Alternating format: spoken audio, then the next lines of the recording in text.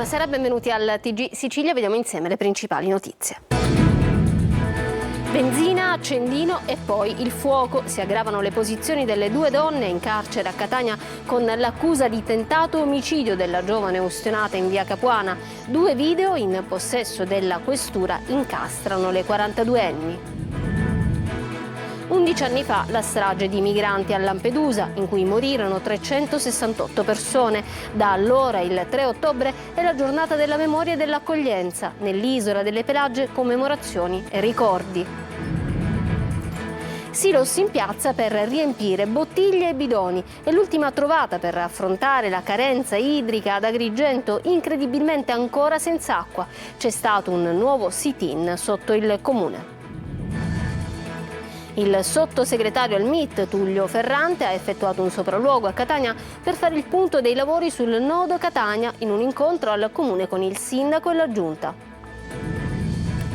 Giovanni Signer è il nuovo prefetto di Siracusa, l'ex capo della squadra mobile di Catania già al lavoro. Tra gli obiettivi aumentare la percezione di sicurezza dei cittadini e implementare il sistema di videosorveglianza. Rossella Fiammingo e Alberta Santuccio Elefantino d'argento. Le 2 campionesse olimpioniche di spada hanno ricevuto il riconoscimento al comune di Catania. Calcio, il Catania senza tifosi al seguito giocherà domenica a Caserta contro la squadra che finora ha pareggiato di più in campionato. Obiettivo: dare un seguito al successo ottenuto con il Monopoli.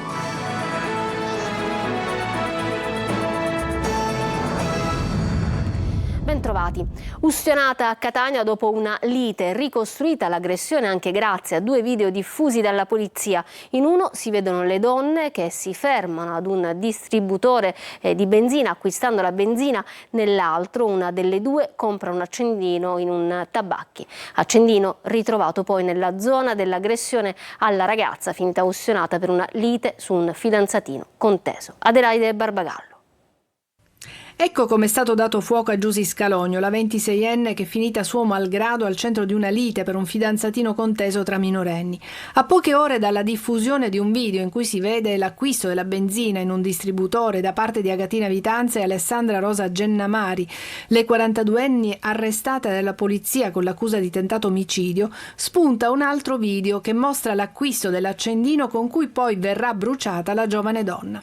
Sono le immagini delle telecamere di una tabaccheria. Una delle 2 indagate entra nel tabacchi, poggia i soldi in contanti sul bancone, il commesso prende una confezione di accendini, ne estrae uno e lo dà alla signora, la quale prende il resto e va via. Quell'accendino verde verrà ritrovato nella zona dell'aggressione con la benzina alla 26enne. Il video, diffuso alla questura, in cui si vede l'auto bianca che si ferma per far riempire una bottiglietta di plastica di benzina, incastra le 2 donne e conferma quantomeno la premeditazione dell'aggressione nei confronti di Giusy, cosparsa di benzina e poi data alle fiamme al culmine di una lite tra famiglie in via Capuana a Catania. Nell'ordinanza che ha convalidato il fermo di Agatina Vitanza e Alessandra Rosa Gennamari, la GIP del Tribunale di Catania scrive che hanno agito con lucida ferocia.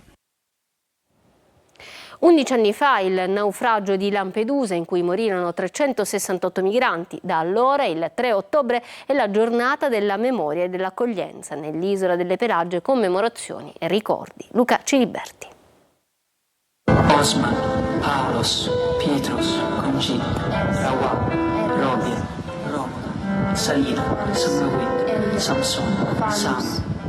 Sono passati 11 anni dal naufragio del 3 ottobre 2013 davanti alle coste di Lampedusa, in cui persero la vita 368 migranti, un numero imprecisato di dispersi, e si salvarono solo in 155. Mai più morti nel Mediterraneo, si disse, ma il Mare Nostrum da allora ha inghiottito altre vite. Basta leggere i numeri: dal 1990 ad oggi hanno perso la vita oltre 66.000 persone nel tentativo di raggiungere l'Europa dal mare. Solo tra gennaio e settembre 2024 si contano 1.562 bambini, donne e uomini morti o dispersi nel Mediterraneo. E noi quello che chiediamo un protocollo operativo per l'identificazione. 11 anni fa tutte le autorità dicevano mai più morti, nel frattempo sono morte circa oltre 30.000 persone. La maggior parte di queste 30.000 non vengono recuperate in mare, o quando vengono recuperate viene dato un numero, senza poter prendere un campione, permette all'indomani alle famiglie di poter identificare.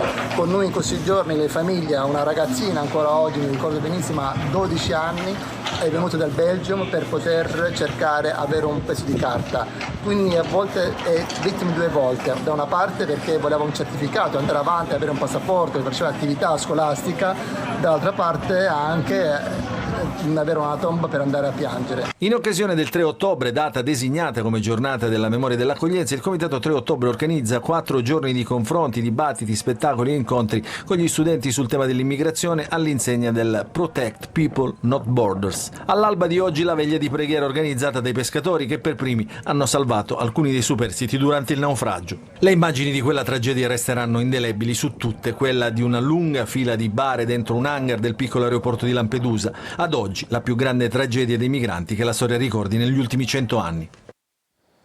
A Messina un sacerdote è stato arrestato e posto ai domiciliari con l'accusa di violenza sessuale nei confronti di una donna extracomunitaria ospite in una casa di accoglienza. Le indagini sono iniziate dopo la denuncia presentata dalla vittima su episodi di abuso avvenuti nella struttura nel 2022. Riesplode la protesta per la mancanza d'acqua ad Agrigento, nuovo sit-in sotto il Palazzo Comunale. Nei comuni in emergenza saranno installati silos in piazza per riempire bottiglie e bidoni di acqua. Sentiamo Davide Sardo.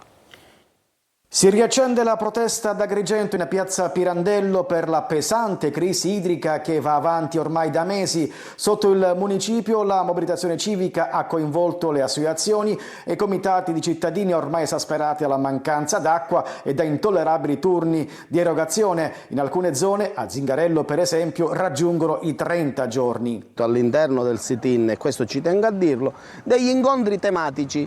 Questa sera alle 18:30 parleremo alla città perché e come hanno perso 49 milioni di finanziamento per la rete idrica. La precedente protesta era stata sospesa poche settimane fa dopo l'annunciata riattivazione degli installatori. Adesso è riesplosa e, secondo le intenzioni dei manifestanti, sarà mantenuta ad oltranza.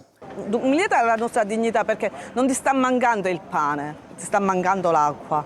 L'acqua che è un bene primario, un bene che tu non puoi farne a meno completamente. Non ci possono, ci stanno togliendo persino la dignità, ora basta. Sono arrivati parenti dal nord, sì, se ne sono andati a Bonamorone con il bidone, poter farsi la doccia. Cioè, è insostenibile. Intanto a Palermo, Enna e Caltanissetta si corre ai ripari e si pensa di utilizzare i silos con l'acqua al centro delle piazze. Ma fa impensierire anche il perdurare dell'assenza di piogge. A fine novembre a Diga Ancipa potrebbe restare a secco, così le 9 province e 140.000 abitanti sarebbero senza acqua. Ci vuole vedere chiaro anche la magistratura, 2 fascicoli aperti dalle procure di Enna e Palermo.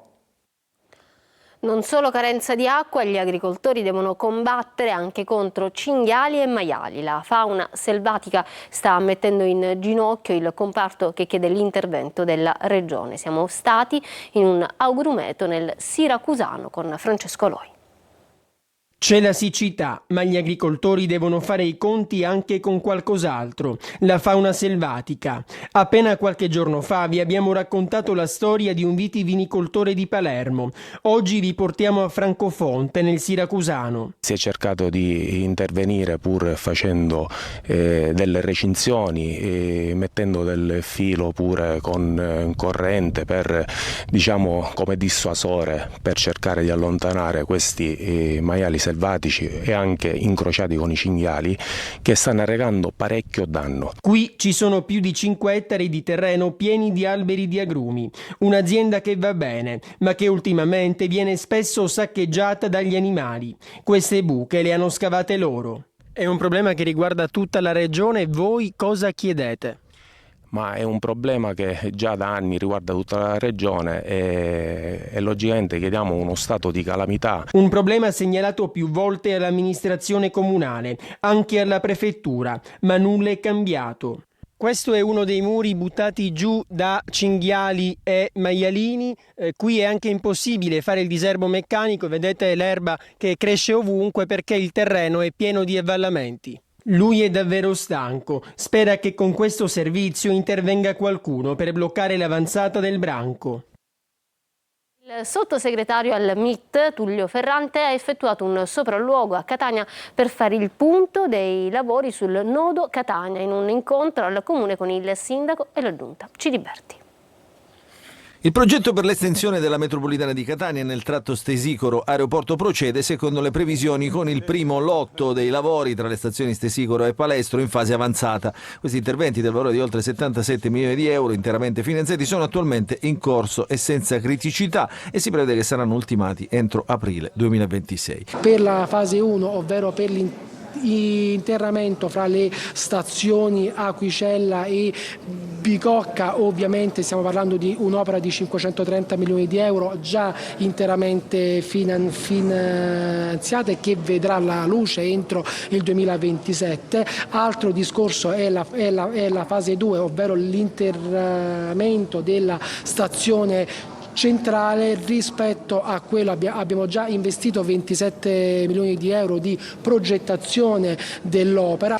Il nodo Catania, ove riuscissimo a realizzarlo finalmente, come diceva il sottosegretario, connetterà il nostro mare, il nostro waterfront al resto della città, così sanando una ferita che da troppo tempo oramai si protrae esattamente dal 1860 e quindi per me è veramente occasione di gioia. Porto, aeroporto e metropolitane, i sistemi di trasporto sui quali il governo sta investendo ingenti risorse, sono 568 milioni di euro previsti per la prima fase della sistemazione del nodo Catania, su cui è in corso la verifica della progettazione esecutiva. Avranno riflessi sul rilancio dell'aeroporto per rispondere alla crescente domanda di traffico. Anche il porto di Catania sarà potenziato grazie a investimenti per circa 215 milioni nel segno di una sempre crescente sicurezza.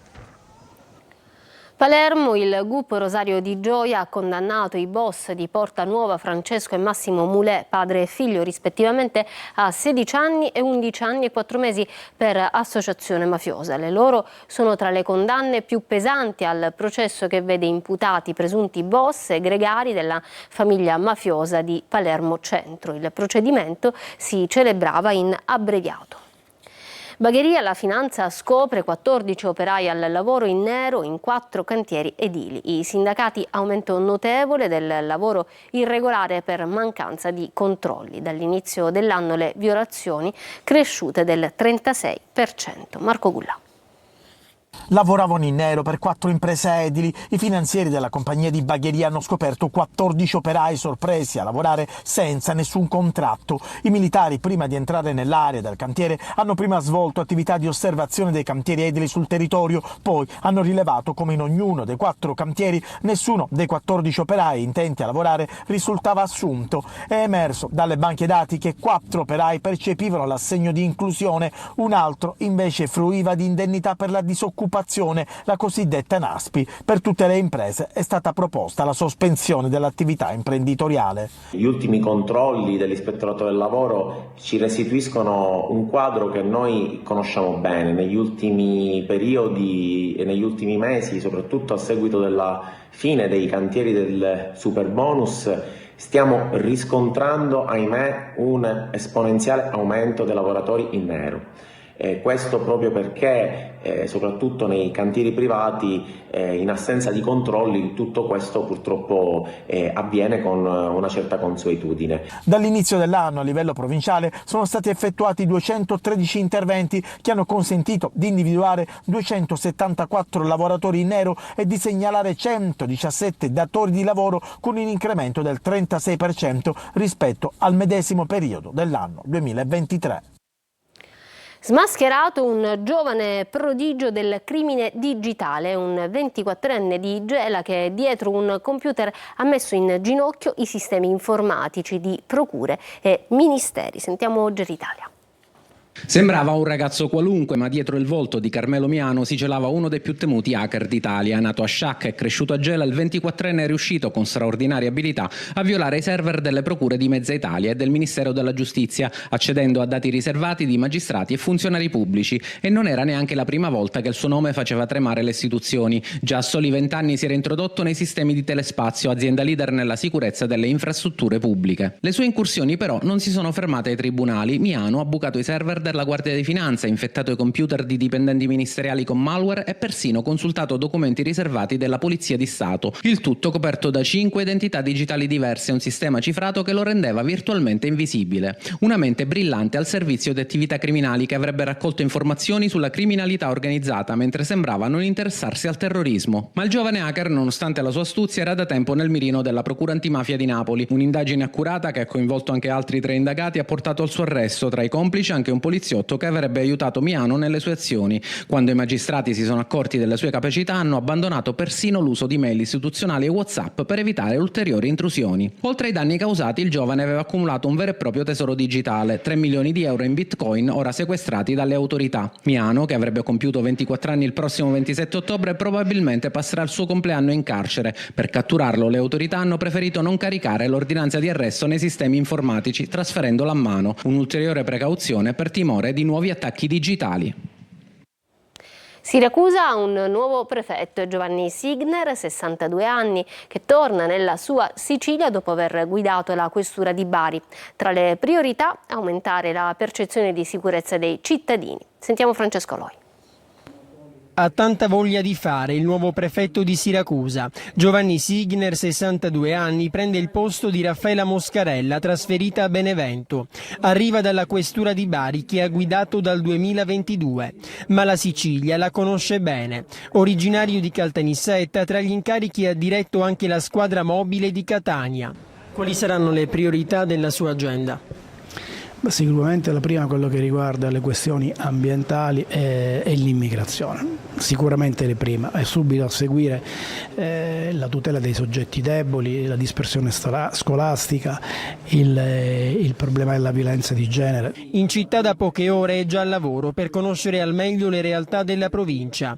Tra i suoi obiettivi quello di implementare il sistema di videosorveglianza. Proveremo a connettere tutti i sistemi di videosorveglianza che già i comuni hanno in dotazione con il sistema nazionale controllo transiti e targhe. Sostanzialmente tutti i passaggi che verranno registrati dai lettori targhe saranno registrati e veicolati alla banca dati del Ministero dell'Interno. E poi c'è il problema dei fuochi d'artificio che in periferia si sentono a tutte le ore del giorno e della notte. Militarizzare il territorio è impossibile, dice, ma se i cittadini iniziassero a segnalare per tempo questi episodi sarebbe cosa buona e giusta. Non si placano le polemiche attorno al libro di Giovanni Brusca, uno dei killer più spietati di Cosa Nostra, che, pentito, ha scontato 25 anni di carcere ed è libero. Il sindaco di San Giuseppe Jato, paese natale del boss, presenterà il volume. I giovani, dice, devono conoscere anche il male. Lorena Dolci. Mi sentivo un dio, ma mi sono reso conto di quello che ero quando mi hanno arrestato. In quel momento mi rendo conto che ho sbagliato, mi rendo conto che non sono nessuno. Parola di Giovanni Brusca, uno dei più spietati assassini di Cosa Nostra, l'uomo che premette il comando della strage di Capaci, quello che strangolò e poi sciolse nell'acido il piccolo Giuseppe Di Matteo. Il suo racconto di pentito e regime di sorveglianza dopo 25 anni di carcere al 41 bis è uscito in un libro a firma di Don Marcello Cozzi, vicepresidente di Libera. Ma il timbro dell'associazione antimafia non è bastato a placare le polemiche sull'opportunità di dare la ribalta a un criminale di questo calibro. Il sindaco di San Giuseppe Jato rivendica la scelta di presentare il libro nel paese dove il boss ha mosso i primi passi. Il soggetto è quello che conosciamo, sappiamo quanti omicidi ha fatto, conosciamo la pericolosità e credo che le nuove generazioni devono conoscere il male, perché se non si conosce il male non si riesce assolutamente a combatterlo. Tra le voci critiche anche quelle dei familiari del piccolo Di Matteo. Sono da parte lesa, quindi da un certo lato li giustifico, ma non possono impedire di fare conoscere agli altri quelli che è la nostra storia, quella che è la storia di un soggetto pericoloso, di un soggetto che è cresciuto nel nostro territorio. Il sindaco invita chi è contrario a leggere il libro prima di parlare. Per lui non ci sarà mai perdono, lo dice lui stesso. Allora non è un libro né che esalta il Giovanni Brusca e neanche si tenta una riabilitazione. A Catania è stato transennato e quindi non è più percorribile il ponte sull'ottava strada, lo vedete nella zona industriale di Catania. Le condizioni della struttura fatiscente denunciate dall'UGL Metalmeccanici e mostrate nel corso di un nostro servizio hanno indotto il Comune di Catania a un intervento urgente per garantire la sicurezza degli automobilisti. La decisione di chiudere al traffico il ponte è stata presa dopo un sopralluogo dei tecnici comunali, transennato anche un tratto sottostante il manufatto dove cadevano calcinacci dal parapetto, come abbiamo documentato appunto nel servizio andato in onda nel corso del nostro TG di lunedì scorso. Noi adesso ci fermiamo per una pausa e torniamo tra poco con lo sport, ma anche con la consegna dell'Elefantino d'argento alle nostre due campionesse catanesi di spada.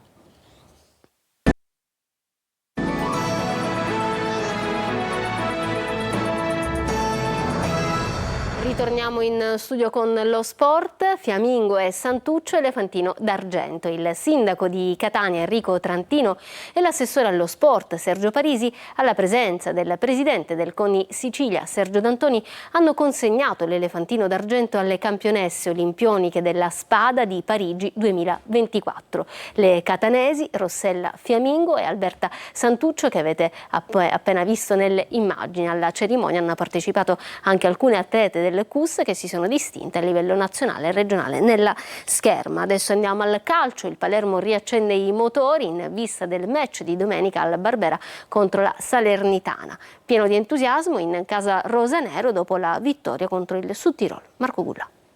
Il Palermo nel match del Druso contro il Südtirol è tornato a segnare 3 gol come a Castellammare di Stabia e la squadra si è confermata una cooperativa del gol. In realtà le reti segnate finora non sono state tantissime, 8 in 7 gare, 4 in meno dell'anno scorso, ma la curiosità è che le 8 reti portano 7 firme diverse. L'unico ad aver segnato 2 gol è Roberto Insigne. Ci si aspettava sicuramente di più dagli attaccanti come Brunori ed Henry ancora inceppati.